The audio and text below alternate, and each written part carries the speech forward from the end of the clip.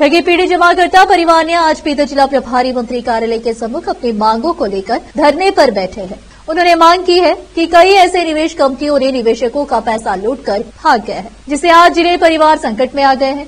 इस प्रकार के पीड़ितों को सरकार न्याय दिलाना चाहिए। जिले में ऐसे कई कार्यालय हैं जो लोगों का पैसा लूटकर अपना कार्यालय बंद कर भाग गए हैं और सरकार ने अभी तक ऐसी संस्थाओं पर कार्रवाई करना चाहिए। इस मौके पर टीपीजेपी के जिला जिम्मेदारों ने मीडिया से बात की है। कैमरामैन पपुराज का कवरेज। जादव है, मैं टीपीजेपी का जिला अध्यक्ष हूँ। ये संगठन हमारे मदन लाल आज़ाद जी, जो कि दिल्ली से सुप्रीम कोर्ट के वरिष्ठ वकील है और पत्रकार है, और कर्नाटका में अप्पा साहब बुगड़े कर्नाटका से राज्याध्यक्ष है, उनके नेतृत्व में ये धरने का कार्यक्रम चालू है, प्रोसेस चालू है। हमारे संगठन वो लोगों को सपोर्ट करती है जो लोग को ठगा गया है, जो लोगों को लूटा गया है, जो लोग रास्ते पे निकल पड़े घर छोड़ के, क्योंकि उनके घर में जो कंपनी के पॉलिसीदार आके उनके घर में झगड़ा करने लगे तो वो लोग घर छोड़ के भागने लगे, उनके घर में मौतें बिछाने लगे। क्यों बोले तो आना मारना, वो डर से ना कोई फांसी ले लिया और कोई घर छोड़ के भाग गया, कोई बावड़ी में गिर गया। ऐसे लोगों का हम बहुत सारे लोगों के कंप्लेंट्स, बहुत सारे लोगों की तकलीफ़, और मेरे दोस्त का भी ऐसे ही हो गया हाल। इसलिए हम ये संगठन के माध्यम से एक लोगों को एक न्याय दिलाना और इनको इनके घर वापसी लाना, इनके बच्चों का घर वापसी करना, जो लोग मर गए, जो बच्चे मरे, उनके घर को वो जो पैसे भरे वो पैसे उनको वापस दिला के उनकी खुशियाँ लौटाना, ये उद्देश्य से ये टीपीजेपी संगठन काम कर रहा है यहाँ पे इनके लिए। और ये जो सरकार ने जो ऐसे चिटफंड कई कंपनियों को लाइसेंस दे के हमारे भारतवर्ष के लोगों को लूटने का वास्ते एक जरिया बना के देते, ऐसी गवर्नमेंट अपने ही इसमें देश में ऐसे लुटेरों को लाके बसा के अपने ही पब्लिक का पैसा लुटा के वो अय्याशी करते फिरते, ऐसी सरकार लाइसेंस दे के एक गरीबों का घर जला के खुद खुश रहती है और किसी भी कुछ ये नहीं करती। कंपनी वाले क्या एक प्लान बनाते हैं कैसे लूटना है और कैसे लूटा जाता है लोगों को, तो उस वास्ते एक बड़ा सा होटल में एक अवेंट खोलते और वहाँ के पढ़े हुए लड़कों को बोलते आप जॉब है, एम्प्लॉय नहीं है, तो हमारे पास एम्प्लॉय है। किस प्रकार का एम्प्लॉय है, तो आपको एक परसेंटेज दिया जाएगा, इतने तुम ऐसा पॉलिसी मार्केटिंग करना है और ये मार्केटिंग के माध्यम से आपको इतना कमीशन मिलता है, एज ए 15%, 20%, 1000 को ऐसा बोल के उनको बोलते हैं। तो वो बच्चा क्या करता है, एक तो पढ़ाई को पैसा कम रहता है, कमाने का उल्लास रहता है, और ये दोनों भी होता है ना, एक काम भी होता है और कमाना भी होता है। ये माध्यम से उन्होंने उस कंपनी के अंदर अपनी आईडी बना लेता है, आईडी बना के उन्होंने उसका ट्रेनिंग लेके काम चालू करता है। काम किस तरह होता है उसका बोले तो पहले तुम्हारे काका मामा काकी काकू गली में के सबको गोला करके बोलो, पहले सग्गों को डुबाओ, बाद में गांव को डुबाओ, ये ऐसा सिखाया जाता है। वो वैसे ही करता है, वो बच्चा जाता है अपने सगों के पूरे पॉलिसी बना लेता है, गांव में वो विश्वास करता है अरे इतने पॉलिसी बनाए हमारा बच्चा देंगे बोल के, वो उसको कुछ मालूम नहीं रहता। एक दिन ब्लेड लगाने वाले हैं, मुंडाने वाले हैं बोल के पता नहीं रहता, वो जाके कंपनी में पैसा भरते रहता है और उसको सर्टिफिकेट दिया जाता है किस बात का, कि आपका पैसा रियल स्टेट में हम दे रहे, आपका पैसा जो भी है रियल स्टेट में दे रहे, ये रियल स्टेट हम बेच के आपको डबल करके देते। कितने साल में, 6 साल 5 महीने में बोल के एक सर्टिफिकेट दिया जाता है। कोई भी आप हो मैं हो विश्वास कर लेते हैं, 6 साल में पैसा आ रहा है, सब अपने ही बोल के लोग ऐसे ही भर देते हैं। एक एक गांव में नहीं बोले तो 300 से ज़्यादा एक गांव का पॉपुलेशन है, तो हर घर में 2 पॉलिसी है, 3 पॉलिसी है। ये गांव में नहीं बोले तो 900 से ज़्यादा पॉलिसी है, और एक व्यक्ति तकरीबन 10,000 से हम पकड़ेंगे तो सोचो कितना पैसा होगा एक तालुका, तो पूरे ज़िले का, तो ऐसे 25 करोड़ से ज़्यादा। हमें तो यहाँ का डाटा 25 करोड़ मिला है, अभी आ रहा है, अभी कुछ लोगों का डाटा मिल रहा है हमें। हम तो 25 से अधिक हम ऊपर दिए, इतना पैसा हमारे जिले से लूटा गया है।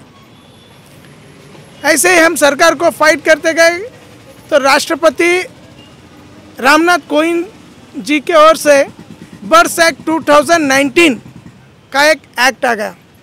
पहले भी थे एक्ट 1978, 1982, ये भी एक्ट थे, वो सभी का उल्लेख 2019 में 2020-19 में कर दिया। तो 20 का तो कुछ नहीं है, 19 में सभी धारा, सभी हर एक जो लैंड का हो, गिफ्टेड लैंड हो या एग्रीकल्चर हो या पैसे का चिटफंड कंपनी हो या अदर ऐसे कोऑपरेटिव सोसाइटी बैंक हो, ऐसे का सभी के धारा उसमें डाल के ये माध्यम से आपको पैसा मिलता है। ये कौन करा? रिसेंट सरकार ने, केंद्र सरकार ने 2014 में बोल दिया और 2019 में एक्ट लागू करे। लागू करने के बाद कोविड आने के बाद तो कोई बाहर तो नहीं आया। क्यों बोले तो रास्ते से लाशें, हॉस्पिटल में लाशें, घर बार परेशान थे, कौन उनके एक्ट में जाके आवेदन देने वाला था? तो हमारे मदन लाल जी ने पहला आवेदन दिए 2022 में, और दे के उसको फाइट करने के चालू करने के बाद उनको भी कोई नहीं सुना, कोई उनकी भी गुहार नहीं सुनी। सर, अब जो बीदर डिस्ट्रिक्ट से हाँ जी होल्डर्स, वंचित होल्डर्स, हाँ जी, कोर्ट को नहीं गए sir, supreme court, high court में चल रहा है। अभी यहाँ पे बीदर जिले में आपके बर्ड्स एक्ट का केस बनाए, अभी तक उसकी सुनवाई नहीं, उसका कुछ नहीं है। अभी तक जनवरी में हो गया लास्ट, अभी तक उसका ही कुछ नहीं है। मैं परसों न्यू टाउन बर्ड्स एक्ट के इसमें एक केस आ गया, हम उसको ढूंढ रहे सर, मगर उसका अकाउंट और उसका अमाउंट दोनों भी गोल्ड भी है कहते उसका कुछ इसमें वो भी होल्ड करे, स्टॉप करे सर। मगर गवर्नमेंट पूछ रहा है आप जितना लोगों को देना उतना दो, बाकी का उसका क्यों पैसा रुका है? टोटल कितने होल्डर्स हैं सर बीदर डिस्ट्रिक्ट में? बहुत सारे हैं सर, लाखों की संख्या में यहाँ पे। ಪ್ರಾಪರ್ ಬೀದರ್ ಕಳೆದ 9 ವರ್ಷದಿಂದ ಈ ಎಲ್ಲ ಕಂಪನಿಗಳಿಂದ ಮೋಸ ಹೋಗಿದ್ದೀವಿ. ಭಾಳಷ್ಟು ಜನರಿಗೆ ಇಲ್ಲಿ ಬೀದರ್ದಲ್ಲೆಲ್ಲ ಆಲ್ ಓವರ್ ಇಂಡಿಯಾದಲ್ಲಿ ಮೋಸ ಹೋಗಿದ್ದಂಥ ಜನರಿದ್ದೀವಿ.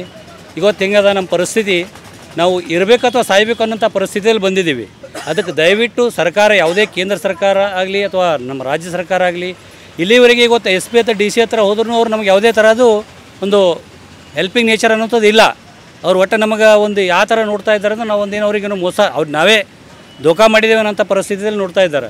ಮೊನ್ನೆ SP ಸಾಬ್ರ ಹತ್ರ ಹೋದ್ರೂ ಪರ್ಮಿಷನ್ ಸರ್, ಈ ಗೌರ್ಮೆಂಟ್ ಈಗ ಎಲ್ಲ ಕಂಪನಿಗಳಿಗೆ ಕೊಟ್ಟಿದ್ದಂಥ ಪರ್ಮಿಷನು ಗೌರ್ಮೆಂಟೇ, ಇವತ್ತು ಬಂದ್ ಮಾಡಿದಂಥ ಬಂದ್ ಮಾಡೋಕ್ಕೆ ಕಾರಣ ಗೌರ್ಮೆಂಟೇ.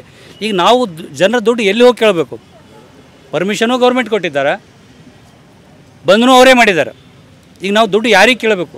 ಯಾವುದೇ ಕಂಪನಿ ಮಾಲಕ, ಇವತ್ತು ಭಾಳಷ್ಟು ಕಂಪನಿ ಮಾಲಕರು ಏನೋ ಒಳಗಿದ್ದಾರೆ, ಹೊರಗಡೆ ಬಂದಿಲ್ಲ. ಎಷ್ಟೋ ಜನ ಹೊರಗೆ ಬಂದು ಮತ್ತೆ ಬಿಸ್ನೆಸ್ ಮಾಡ್ತಾಯಿದ್ದಾರೆ, ಮತ್ತೂ ನಮಗೆ ಮೋಸ ಮಾಡೋಕ್ಕೆ ರೆಡಿಯಾಗಿದ್ದಾರೆ. ಅದೇ ಕಂಪ್ಲೇಂಟ್ ಕೊಡ್ಲಿಕ್ಕೆ ಹೋದ್ರೆ ಅವ್ರಿಗೆ ನಾವೇನು ಮಾಡೋಕ್ಕಾಯ್ತದ? ನೀವು ಒಂದು ಅಪ್ಲಿಕೇಶನ್ ತೊಗೊಂಬರಿ, ನಿಮಗೂ ಪರ್ಮಿಷನ್ ಕೊಡ್ತೀವಿ ಅಂತ ಮಾತನ್ನ ಇವತ್ತು ಆಡ್ತಾ ಇದ್ದಾರೆ. ಈಗ ಮಾಡಿದ್ರೆ ಜನ ಎಲ್ಲಿಗೆ ಹೋಗಬೇಕು? ಅದಕ್ಕೆ ಇವತ್ತು ಈ ಧರಣಿಯ ಒಂದು 1ನೇ ತಾರೀಕು ಹಿಡಿದು ಧರಣಿ ಚಾಲು ಆಗಿದೆ ಆಲ್ ಓವರ್ ಇಂಡಿಯಾದಲ್ಲಿ. ಈ ಧರಣಿ ಎಲ್ಲಿವರೆಗೆ ನಮಗೆ ನ್ಯಾಯ ಸಿಗಲ್ಲ ಅಲ್ಲಿವರೆಗೆ ಇಲ್ಲಿ ನಾವು ಧರಣಿ ಬಿಡಲ್ಲ. ಮತ್ತು ಇಲ್ಲಿ ತನಕ ಎಷ್ಟೋ ಜನರು ಸುಸೈಡು ಮಾಡ್ಕೊಂಡಿದ್ದಾರೆ, ಆತ್ಮಹತ್ಯೆ, ಯಾರು ವಿಸಾ ಕೊಡೋದು ಸಾಯಿದಾರ, ಯಾರು ಏನೋ ಊರು ಬಿಟ್ಟು ಪಲಾಯನೂ ಆಗಿದ್ದಾರೆ. ಜನ ಇಲ್ಲ, ಇನ್ನು ಇಲ್ಲಿರ್ತಕ್ಕಂಥ ಜನರು ಏನೋ ಒಂದು ಧೈರ್ಯ ಮಾಡಿ ಉಳಿದಾರ. ಇದಕ್ಕೆ ಏನಾದರೂ ನಮ್ಮ ಗೌರ್ಮೆಂಟ್ಲಿಂದ ಹೆಲ್ಪ್ ಆಯಿತು ಅಂದ್ರೆ ಇಷ್ಟು ಜನನೂ ಜೀವಂತ ಇರ್ತಾರೆ, ಇಲ್ಲಾಂದ್ರೆ ಇನ್ನೂ ಯಾರು ಇರ್ತಾರಂತ ಹೇಳೋಕ್ಕಾಗಲ್ಲ. ಅದಕ್ಕೆ ದಯವಿಟ್ಟು ಈ ಒಂದು ಇದರಿಂದ ಗೌರ್ಮೆಂಟ್ ನಮಗೆ ಏನಾದರೂ ಸಹಾಯ ಮಾಡ್ತದ ಅಂತ ಒಂದು ಉದ್ದೇಶ ಅದ. ಮತ್ತು ಯಾವಾಗ ಗೌರ್ಮೆಂಟು 2019 ಆ್ಯಕ್ಟ್ ಪ್ರಕಾರ, ಒಂದು 2019 ಬರ್ಡ್ಸ್ ಆ್ಯಕ್ಟ್ ಪ್ರಕಾರ 180 ದಿನದಾಗ ಜನರ ದುಡ್ಡು ವಾಪಸ್ ಕೊಡಿಸ್ತೀವಿ ಅಂತಕ್ಕಂಥ ಒಂದು ಕಾನೂನನ್ನು ರಾಷ್ಟ್ರಪತಿಯವರು ಮತ್ತು ಪ್ರಧಾನಮಂತ್ರಿಯವರೇ ಯಾವಾಗ ಒಂದು ಕಾನೂನನ್ನು ತಯಾರು ಮಾಡಿದ್ರೆ ಅದು ಲಾಗು ಯಾಕೆ ಮಾಡ್ತಾಯಿಲ್ಲ? ಈಗ ನಾವು ಕೇಳೋಂಥ ಉದ್ದೇಶ ಅದು. ಯಾವಾಗ ಗೌರ್ಮೆಂಟ್ ಕೊಡ್ತೀನಿ ಅಂತ ಹೇಳ್ತಾ ಇದ್ದಾರೆ. ಮೊನ್ನೆ ಒಂದು ನ್ಯೂಸ್ ಬಂದಿತ್ತು, ನಿರ್ಮಲಾ ಸೀತಾರಾಮನ್ ಅವರು ಇದರಲ್ಲಿ ಹೇಳ್ತಾ ಇದ್ದರು, ನಮ್ಮಲ್ಲಿ ಯಾರೂ ಕೇಳಕ್ಕೆ ಬಂದಿಲ್ಲ ಅಂತ. ಕೇಳಕ್ಕೆ ಯಾರ ಹತ್ರ ಹೋಗಬೇಕು? ಇಷ್ಟೆಲ್ಲ ಧರಣಿ ಮಾಡ್ತಾ ಇದ್ದೀವಿ, ಅಪ್ಲಿಕೇಶನ್ ಕೊಡ್ತಾ ಇದ್ದೀವಿ, ಆದರೂ ಯಾರೂ ನೋಡೋಕ್ಕೆ ತಯಾರಿಲ್ಲ. ಮತ್ತು ಇನ್ನೂ ನಮ್ಮ ಅಪ್ಲಿಕೇಶನ್ ಬಂದಿಲ್ಲ, ನಮ್ಮ ಹತ್ರ ದುಡ್ಡಿದೆ, ನಾವು ಯಾರಿಗೆ ಕೊಡಬೇಕು ಅಂತಕ್ಕಂಥ ಮಾತನ್ನು ಆಡಿದ್ದಾರೆ. ಅದಕ್ಕೆ ದಯವಿಟ್ಟು ಈ ಒಂದು ಮೆಸೇಜ್ ಅವ್ರ ಹತ್ರ ಹೋಗಿ ಆದಷ್ಟು ನಮ್ಮ ಇಂಡಿಯಾದ ಎಲ್ಲ ಜನರಿಗೆ ಒಂದು ಹೆಲ್ಪ್ ಆಗಬೇಕು. ಜನರಿಗೆ ವಾಪಸ್ ಅವ್ರ ದುಡ್ಡು ಅವ್ರಿಗೆ ಸಿಗಬೇಕು. ಹೆಲ್ಪ್ ಆಗಬೇಕಂದ್ರೆ ಯಾರಿಗೆ ನಾವು ದಾನ ಕೇಳ್ತಾ ಇಲ್ಲ, ನಮ್ಮ ದುಡ್ಡು ನಮಗೆ ವಾಪಸ್ ಬರಲಿ ಅಂತಕ್ಕಂಥ ಹಕ್ಕಿಗಾಗಿ ನಾವು ಹೋರಾಟ ಮಾಡ್ತಾಯಿದ್ದೀವಿ. ಇದು ಇಷ್ಟನ್ನು ಹೇಳಿ ನಾನು 2 ಮಾತು ಮುಗಿಸ್ತೀನಿ. ಜೈ ಹಿಂದ್, ಜೈ ಕರ್ನಾಟಕ.